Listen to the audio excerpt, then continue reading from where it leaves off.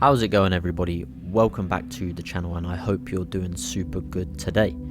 Now, in my part of the world, winter is finally over. The freezing cold is finally going away, and spring is starting. It makes me think that I need to let go of some things that's happened at the start of this year and move forward. Now, today we're going to talk about letting go, and it can be extremely challenging if it's not something that you're ready to do. And letting go in this sense is about releasing all doubts, worries, fears about a situation you might have had in your life, a person, or some kind of outcome that's happened that you didn't want to happen. It's like the release of something that disrupts your happiness and no longer serves you on your journey.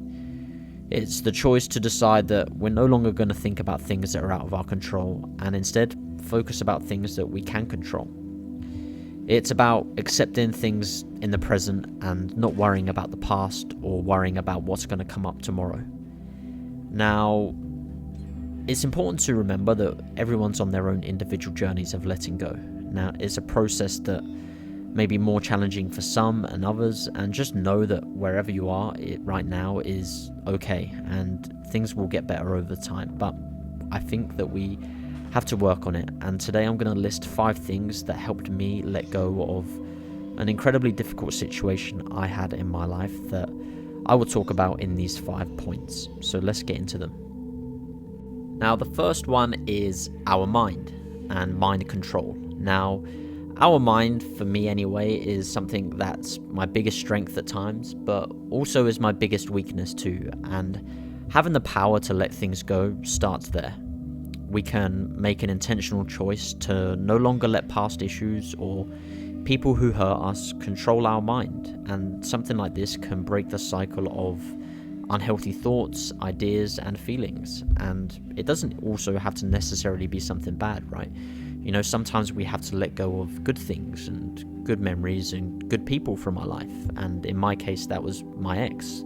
You know, we were together for 5.5 years, and you know, she had a great opportunity to work the other side of the world, and I just had a great promotion at my job, and neither of us were really keen on doing long distance, you know, so in the end I had to let go of someone that was a really good person. And you know, the reality of these things is that they don't define us, and you know, we are not a summation of our past experiences. Just because something doesn't work out, it doesn't mean that we have to label ourselves as a failure or that we're incapable of receiving what we desire in life. The second one is all about letting it all out, or expressing our emotions. And you know, it's another step that we need to go through when we're on the journey of letting something go in our lives. Now, for guys, we're often told to bottle things up and not show any emotion, but I say screw that. And if you can find someone that you feel comfortable around, or even just in your own company, it's important to let our emotions out. And when I was at the airport saying goodbye to my ex-girlfriend, for example, you know, we kind of both knew that this is probably the last time in our lives we're ever going to see each other.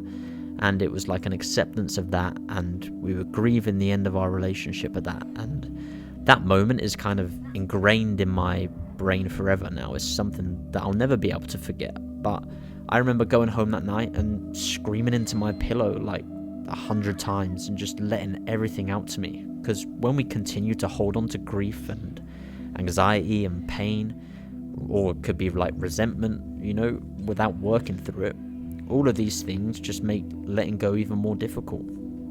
So, you know, it's definitely important to show emotion and just let your emotions out once in a while. It definitely helps. Now, the third one is acceptance. And sometimes in life we all want to know why something ended the way it did, or how someone could end up hurting us so badly without having any concern about how it impacts us. And we often just believe that we deserve the right to these answers, and we want some level of understanding. And the painful truth is that we're not always going to get that closure that we think we deserve. And not everyone's going to explain why they did something or even apologize when they're at fault. And I know firsthand that reality stings a lot, and you know, it's like someone pouring salt into an open wound. You know, not getting solid answers and having to move on with life without closure is not fun, but it's something that many of us have to do at one point in our lives or another. And fully accepting the situation as it is without wishing it would be different is really the only way to get on the road of being okay. It's not only about accepting situations, we have to start accepting people for who they really are, and we have to believe them, and when they show us their true colors or character, we have to accept it because, you know, they're not lying. The fourth one is all about forgiveness, and I think this is a really big one for me. And to truly let go and move on, sometimes you have to forgive a situation or a person who's not sorry, or accept an apology that we'll never receive. And, you know, it takes a lot of strength, courage and humility, and while it may seem unfair and backwards, that's how the chips fall sometimes. And, you know, there's nothing worse than holding on to resentment about someone or something for years while you see them happily moving on with life. And the reality is that doing that is only ever going to hurt you. And, you know, it's also important to forgive yourselves, right? Maybe you've done something wrong, or you weren't the best person you could have been. And in the case of my last relationship, when I found out she was moving abroad, it was about a year before she moved, I definitely kind of stepped back and became a bit more cold and, you know, pulled away a little bit. And I left her feeling that, you know, I wasn't in love with her or something like that, and I didn't make her feel good. And, you know, it's something that I regret, and it's something that I learned, but I've forgiven myself for it. And, you know, that's the only way we can move forward, is if we forgive others or we forgive ourselves. The last one, guys, today is about staying present. And the present is all we have, you know. We can't go back and fix the past, and we can't go back and change past events. I can't go back and change my girlfriend's job offer, you know. It's just not possible. So we have to make the most of enjoying what is unfolding in our lives right now. And you guys are right where you are supposed to be. Life is full of so many crazy teachings and lessons that sometimes we're going to be forced to learn a hard lesson. And every lesson that I've learned, eventually I've come to the conclusion that I had to go through that, and I had to learn that. And it's no different with things that are continuing to happen in my life, you know.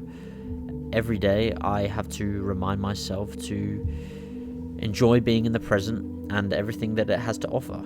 And no matter how much I might stumble on the journey of letting go of things, the present is always going to be there to remind me that I don't have to stay stuck on things that have already happened or worry about what's going to happen tomorrow.